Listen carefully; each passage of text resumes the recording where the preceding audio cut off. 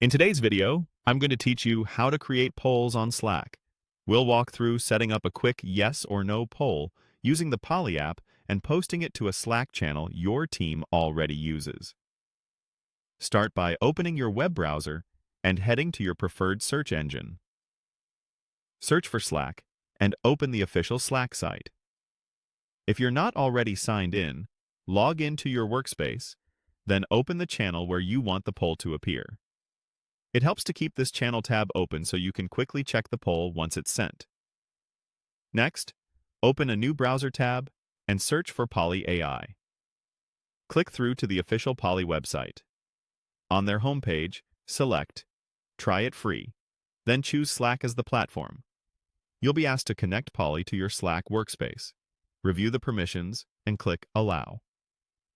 If your organization requires admin approval to install apps, you may need to request access, but in most cases you can proceed immediately. Make sure you're connecting Poly to the same workspace where your target channel lives.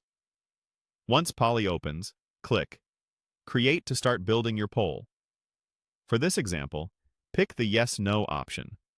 This is perfect for quick decisions and simple sentiment checks. In the question field, type your prompt. For example, is your workload manageable? Keep your wording clear and neutral so respondents feel comfortable answering honestly. When you're happy with the question, click Save. You'll be guided through a few confirmation screens. Click Next to move forward. These screens typically let you review basic settings, such as whether results are visible, if responses are anonymous, or if you want to schedule it.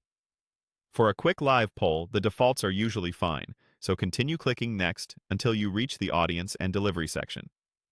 On Sending to Audience, choose the Slack channel you opened earlier. This ensures the poll lands exactly where your team will see it.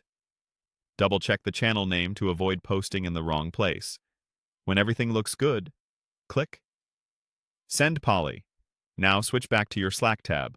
You should see the poll appear in the channel with buttons for yes and no. Team members can vote directly from the message, and you'll see results start to update in real time.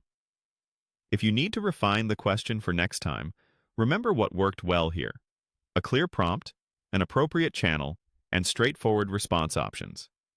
That's it. You've created and posted a poll in Slack using Poly. Use this same flow whenever you need quick feedback, from planning team events to making fast project decisions.